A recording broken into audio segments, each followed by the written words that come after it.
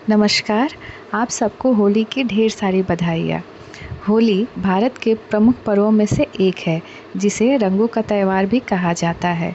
हिंदू पंचांग के मुताबिक यह पर्व हर साल फाल्गुन माह के पूर्णिमा पर मनाया जाता है। होली को बुराई पर अच्छाई की जीत का प्रतीक भी माना जाता है, लेकिन क्या आप जानते हैं कि इस पर्व से भगवान शिव और माता पार्वती का भी गहरा कनेक्शन है? जी हाँ, इस पर्व को लेकर कई मान्यताएं और कहानियाँ प्रचलित है, जिसके बारे में आज हम आपको बताएंगे। चलिए जानते हैं कि होली से जुड़ी कुछ अनसुनी कहानियाँ। शिव पुराण के मुताबिक हिमालय पुत्री देवी पार्वती भगवान शिव से विवाह करने की इच्छुक थी, लेकिन भोलेनाथ तपस्या में लीन थे। तभी देवराज इंद्र ने देवी पार्वती की मदद के लिए कामदेव को भेजा। दरअसल भगवान शिव और माता पार्वती के विवाह में उनका भी स्वार्थ छिपा हुआ था, क्योंकि तारकासुर नामक राक्षस का वध शिव पार्वती के पुत्र के हाथों ही हो सकती थी। ऐसे में कामदेव ने प्रेम बाण चलाया, जिससे भगवान शिव की तपस्या भंग हो गई। इस पर क्रोधित होकर प्रभु ने कामदेव को भस्म कर दिया, लेकिन फिर वह माता पार्वती को देखकर उन्हें अपनी पत्नी के रूप में स्वीकार कर लेते हैं। ऐसे में होली आग में वासनात्मक आकर्षक को जलाकर सच्चे प्रेम की जीत के तौर पर मनाया जाता है। कामदेव के इस तरह भस्म होने को देखते हुए ही होलिका दहन की शुरुआत मानी जाती है। खास तौर से दक्षिण भारत में कामदेव की कथा को सही माना जाता है और होली पर उनकी पूजा की जाती है।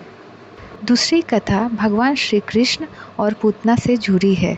जहाँ होली को राधा कृष्ण के प्रेम का प्रतीक माना जाता है, वहीं राक्षसी पूतना से भी इसकी कहानी जुड़ी है।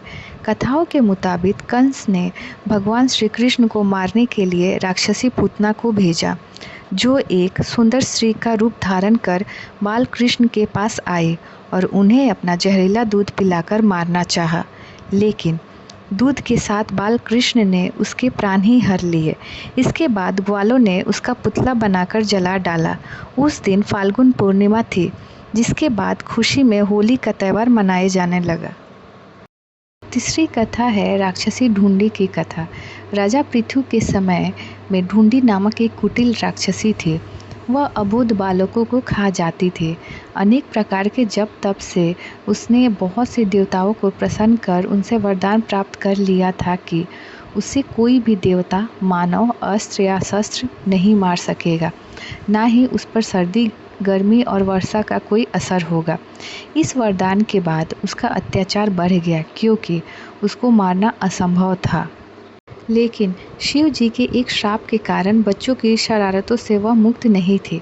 राजा पृथु ने ढूंढी के अत्याचारों से तंग आकर राज पुरोहित से उससे छुटकारा पाने का उपाय पूछा।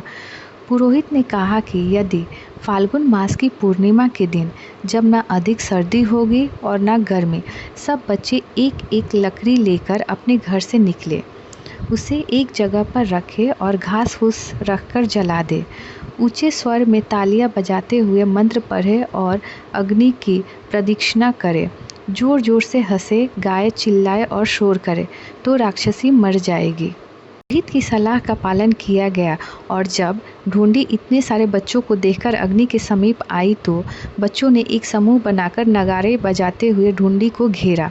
धूल और कीचड़ फेंकते हुए उसको शोरगुल करते हुए नगर के बाहर खदेड़ दिया।